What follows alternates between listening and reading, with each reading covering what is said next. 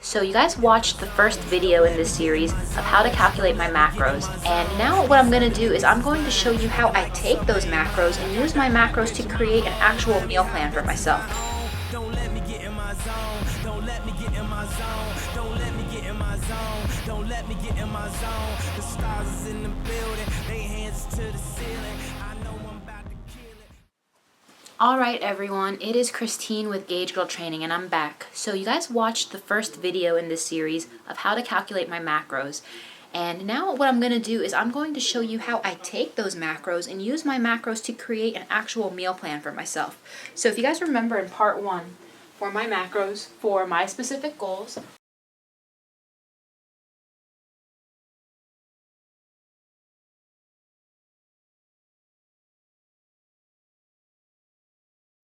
now that I know this information, the question is, how do I take that and start to build an actual meal plan? I'm going to start with the protein. I set my total at 135 grams of protein for the day.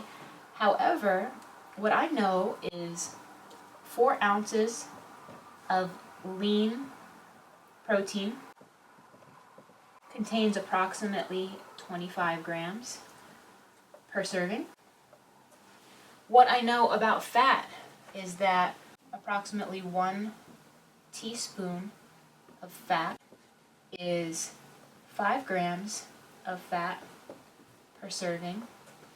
And what I know about carbs, approximately 1/2 cup of carbs is approximately 25 grams of carbs per serving, and approximately 1 cup of veggies is approximately 10 grams of carbs per serving. So these things that I just shared are actually very essential. So when I'm putting my meal plan together for the day, I need to consider these things and look at them together in full as to how I'm going to eat. Alright, so now that you guys have seen what my macros are and a rough idea of what some portion sizes look like for protein, carbs, and fat, I'm going to show you guys how I build my meal plan.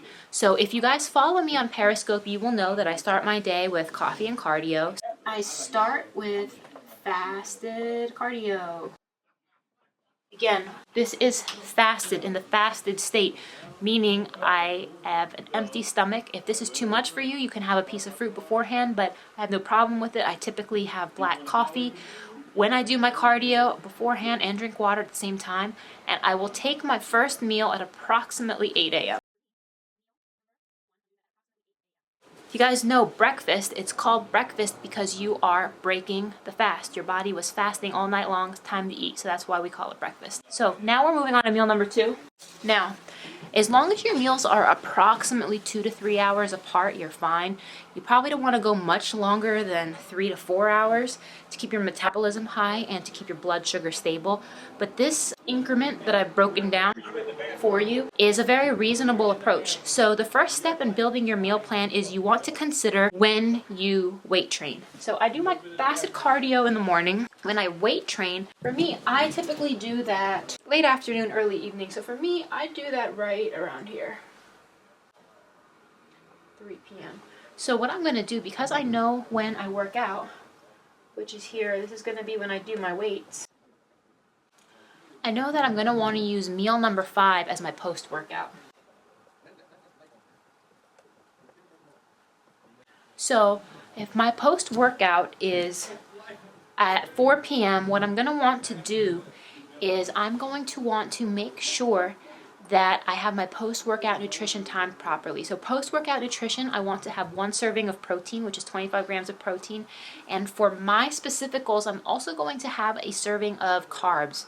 So what I'm going to do here is I'm going to have 1 serving of protein. So if you are not into protein shakes and whatnot, you can have a source of animal protein, egg whites, collagen, vegan protein, you name it. But for me, I don't mind taking a whey protein supplement. But for the purpose of this, I'm just going to write down 4 ounces of protein, knowing that 4 ounces of lean protein gives me 25 grams of protein per serving. I'm also going to give myself a serving of carbs. Now, I did write over here that a half a cup of carbs is approximately 25 grams of carbs per serving. Now, that is assuming cooked rice, that could be cooked oats, that could be sweet potatoes. Since rice and a protein shake don't exactly sound appetizing to me, it's all about how you pair your meal. So I'm going to substitute that for a banana, because one medium banana is going to approximately give me 25 grams of carbs. And it's all about knowing the appropriate substitutions. So from there, it's a subtraction game now. So I have one protein portion here, one carb portion. You guys can see that I have to hit 135. So what I'm going to do, for simplicity, I'm going to take 135, divide that by 25. This means I have 5.4 portions. I have to get in 5.4 portions of protein in a day. So you guys can see I have one meal taken care of. I need to get approximately 5.4 of these portions in one day. For the fat, I have 54 grams of fat. 54 divided by 5. I need to get approximately 10.8 portions of fat, assuming I'm taking the fat 1 tablespoon at a time. And then for carbs, 172 divided by 25, I need to get approximately 6.88 portions. The portions are the same. What actual food I use to substitute it with is going to vary. So if you are a Gauge Girl training client, you do have a whole substitutions piece in your packet with your customized meal plan. It shows you what to substitute for what, for carbs, because like I said, I used the banana when it could have been rice, when it could have been oats, it could have been sweet potatoes, it could have been acorn squash, it could have been spaghetti squash, it could have been so many different things. But for the purpose of simplicity, I'm just going to break down a macro overview and show you guys what my portions are going to look like for the day. So that being said, I already used up one of my protein portions here. So I'm going to proceed. I have 4.4 more of those per day. I know that about meal number 2 right here, I'm probably going to want a snack at this point. I'm not going to want protein at that time. So what I'm going to do is I'm going to have 4 ounces of protein with meal 1, 4 ounces of protein with meal 3, 4 ounces of protein with meal 4, and 4 ounces of protein with meal 6.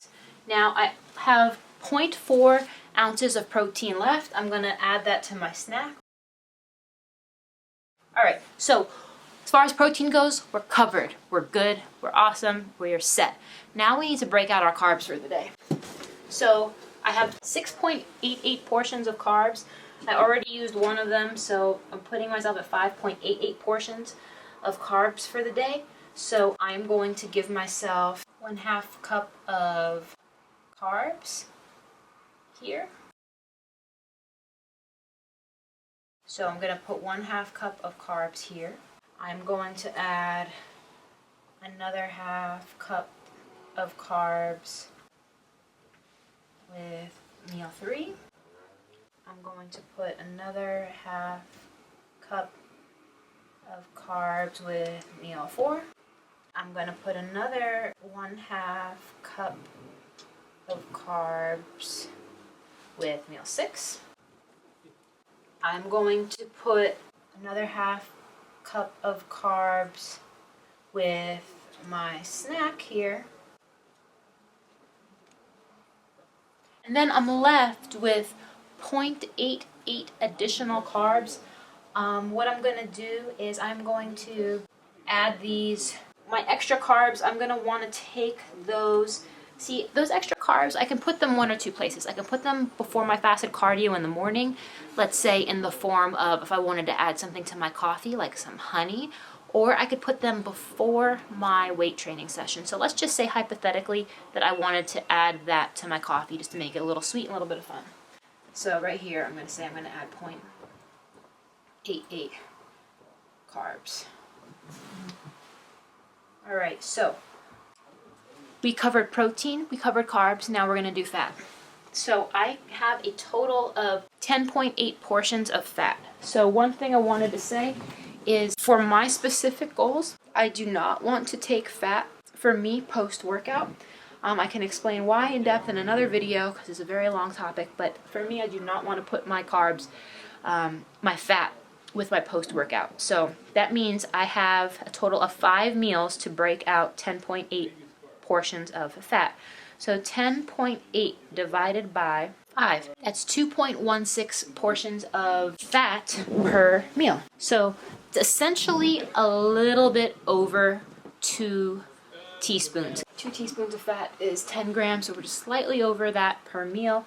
So we're at 2.16. So just slightly under a tablespoon of fat per meal. If, for instance, for one meal, if you wanted to have a little bit of more fat, you would need to take it from another and vice versa. So what does that look like? Approximately 2.16 teaspoons of fat.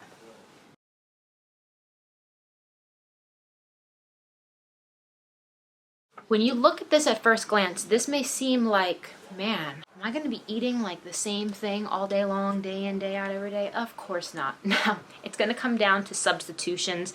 This is just a generic overview of how a meal plan is assembled, how you should begin to look at your meals. Then from here, this is where you can do the fine tuning and like actually put meals together and crunch out the numbers and macros.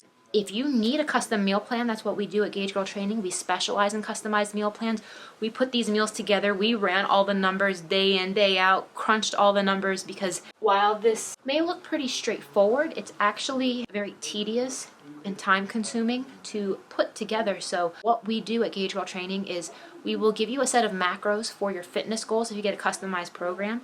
And then from there, what we do is we will give you 7 example menus based off of your food preferences, the things you said you like, don't like, your schedule of when you work out, what time of day you work out, how many times a day you can eat, because maybe you can't eat 6 times a day. But the thing is, if you're serious about your goals, you'll find a way. I mean, I have no problem eating cold food. There's a lot of ways you can be creative in assembling your meal plan. But this is just a general overview of how a meal plan is built. So if there's any questions or concerns, please go to GaugeGirlTraining.com. If you want a consult, we'd be happy to consult with you. Please subscribe to the channel. Thank you for your time and have a great day.